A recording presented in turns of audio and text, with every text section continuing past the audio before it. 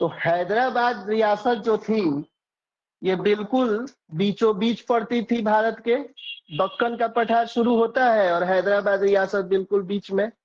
वो वहां के जो उस समय के निजाम थे, निजाम उनको कहा जाता था। एक्चुअली जो हैदराबाद पूरी सल्तनत थी ये उससे मुगलों से टूट के बनी थी 1713 में, है ना। मोहम्मद शाह रंगीला उस समय वहां का बादशाह था और उसकी रंगीनी जो थी वो आला दर्जे की थी। बड़ा काबिल आदमी था निजामुल मुल्क आसफ जाह, चिनकिलिस खान निजामुल मुल्क आसफ जाह नाम था उसका। वो बड़ा काबिल आदमी था। तो उसने बहुत समझाया अपने बादशाह को, लेकिन नहीं समझा। तो बाद में 1713 में आके बोला कि हम हैदराबाद के स्वतंत्र रियासत की स्थापना कर लेते हैं, अपना जान है तो झमेले में नहीं पड़ना था। तो उसने स्थापना कर ली और उसी का वंशज सातवां जो शासक था वो था मीर उस्मान अली। हैदराबाद का जो उस समय जो वो था मीर उस्मान अली। अब मीर उस्मान अली के बारे में कहा जाता है कि बेहद ही निकृष्ट व्यक्ति, अब बहुत भारी कंजूस, इस्त्री किए हुए कपड़े नहीं पहनता था कि कपड़ा खिया जाएगा, है ना।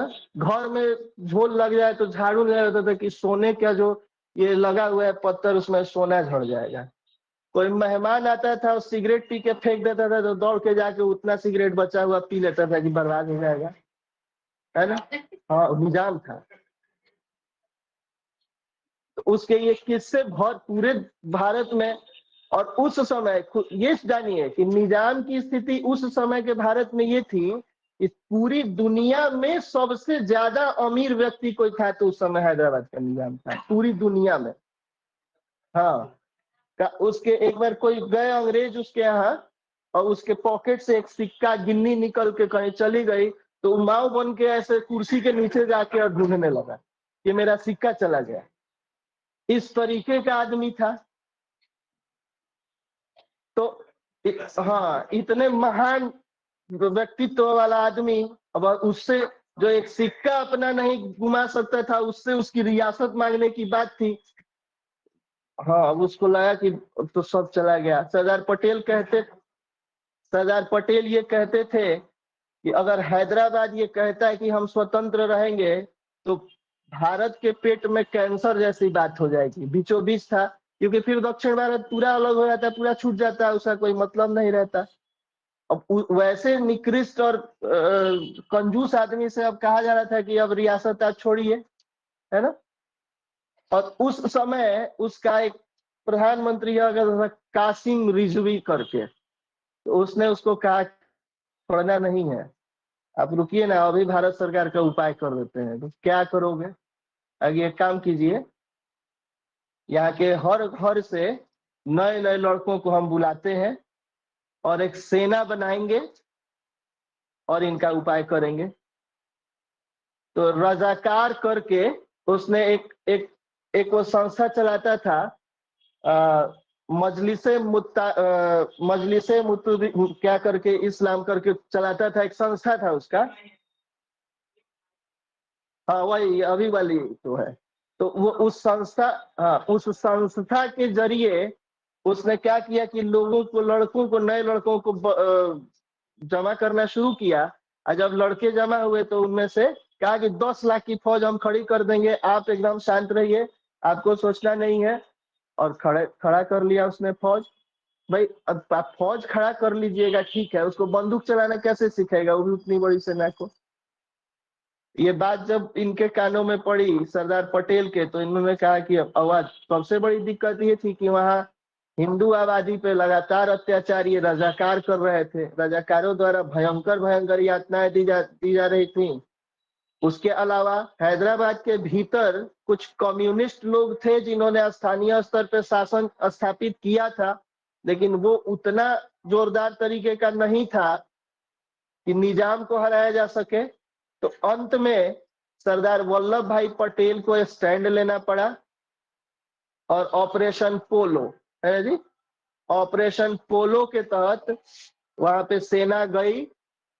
और हालांकि भारतीय सेना के लगभग 42 जवान जो थे वो शहीद हो गए और लगभग 1000 रजाकार मारे गए। और हैदराबाद को कांग्रेस की तरफ से जो व्यक्ति गए थे, जब हम लोग वहां पे पहुंच गए और निजाम को वो कर लिया गया कि एम मुन, तो के एम मुंशी जाके लिख के दिए कि चलो ये बोलो।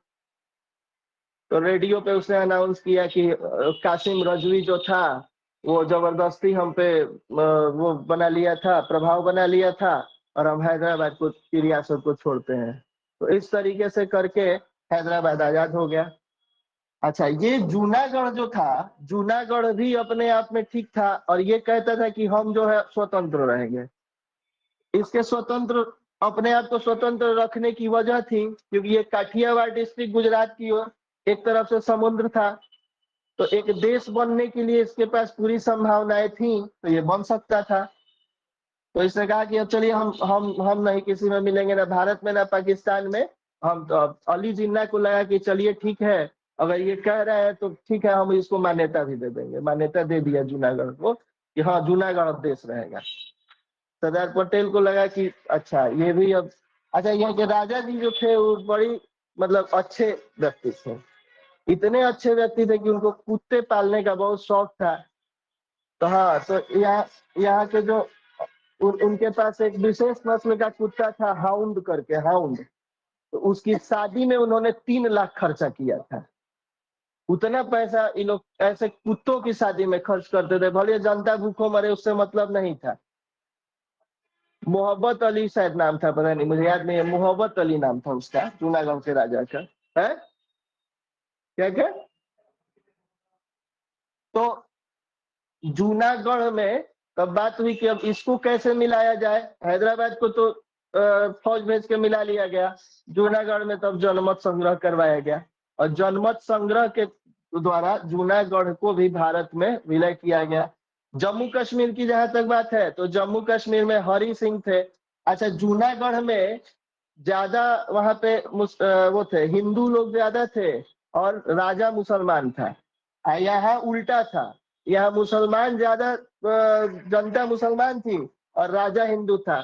हरि सिंह नलवा, और हरि सिंह जो थे, जैसे ही देश आजाद हुआ पाकिस्तानी सेना कबीलियाई भेष में अटैक कर दी भारत पे, और जब भारत पे अटैक किया तो दौड़े दौड़े सरदार पटेल के पास उन्होंने खबर भेजी कि हम क्या, हाँ कश्मीर में, तो कश्मीर, हाँ कबीलियाई लोगों ने कश्मीर पे अटैक किया, और जब इस पे अटैक हुआ तो बीपी मेनन को उन्होंने संदेश भेजा कि हमारी मदद करें।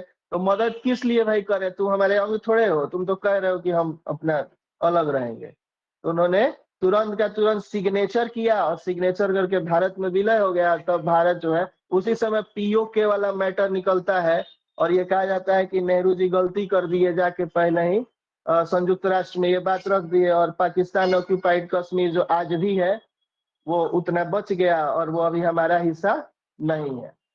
तो इस तरीके से ये 3 रियासत जो थी, पहला हैदराबाद किस चीज से, सैनिक कार्यवाही के थ्रू, जूनागढ़ जनमत संग्रह से, और जम्मू कश्मीर विलय के द्वारा मिला लिया गया। उसके बाद मिला तो आपने लिया, ये अच्छी बात थी। अब नया बखेड़ा शुरू हो गया